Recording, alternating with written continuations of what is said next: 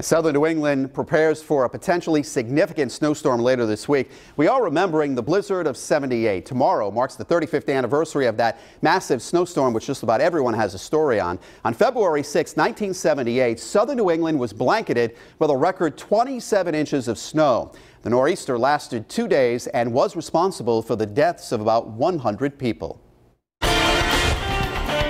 Now, here's Chief Meteorologist Tony Petrarca with your live Pinpoint Doppler 12 Futurecast. And I remember this well. The problem with the blizzard of 1978 was the delayed arrival. On Monday morning, we all woke up, not a stitch of snow on the ground. I went to school, we all went to school, went to work. By 10 o'clock in the morning, it started to snow.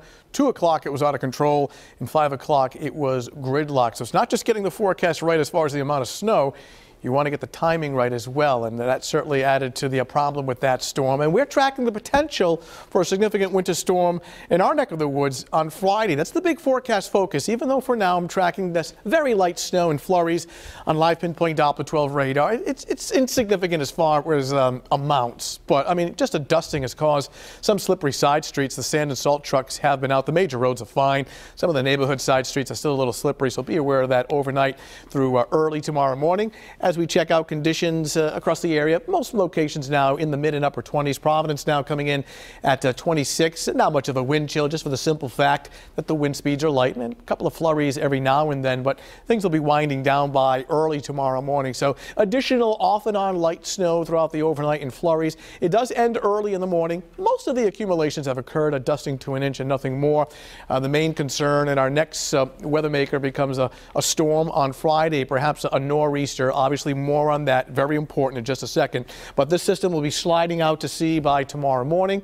We'll see improving weather, especially by tomorrow afternoon. Now, early in the morning tomorrow, maybe a leftover flurry at 7 a.m., 28. But look at the trend. Increasing amounts of sunshine, 11 a.m., 37, and getting even milder by tomorrow afternoon. Let's take it into the future now. Just follow the clock right up in here.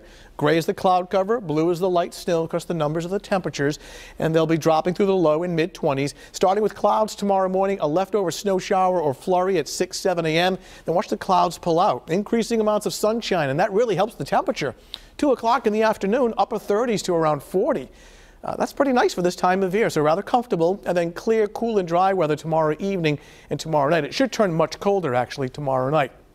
So here's how it breaks down for this evening and overnight, with leftover snow showers, temperature at about 28. Snow showers ending early tomorrow morning, maybe some slick side roads. The highways are fine, though. 34 degrees by mid-morning, and it's all the way up to 40 with partly sunny skies by tomorrow afternoon on a dry west-northwesterly breeze. Friday recap. Here's the deal. Late week storm is likely. Been looking at some information in the Weather Center. Still looks like it's a go. It starts on Friday morning. The worst would be Friday evening and Friday night, and then it ends early on Saturday morning. Now, here's what the map should look like Friday evening, with a storm offshore in a classic position to produce significant weather, rain, snow, and wind. The exact track will determine the amounts of precipitation and the location. Because if the storm tracks too close to the coast, it'll actually make the snow change over to rain. That would lower the snowfall accumulations. If it tracks a little further out, it's a colder scenario.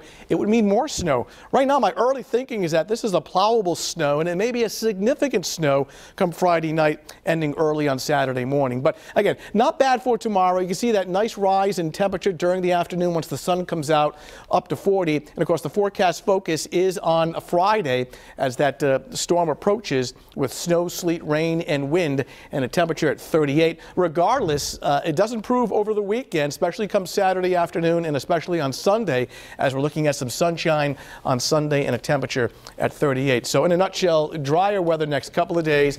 All eyes on Friday. Of course, new information is always coming in 4 times a day in the Weather Center. Check back with Michelle tomorrow morning. Check back with me tomorrow night, and then again on Thursday to see how this all plays out. But right now, I feel confident of a high-impact storm Friday night. Okay. Thanks, Tony.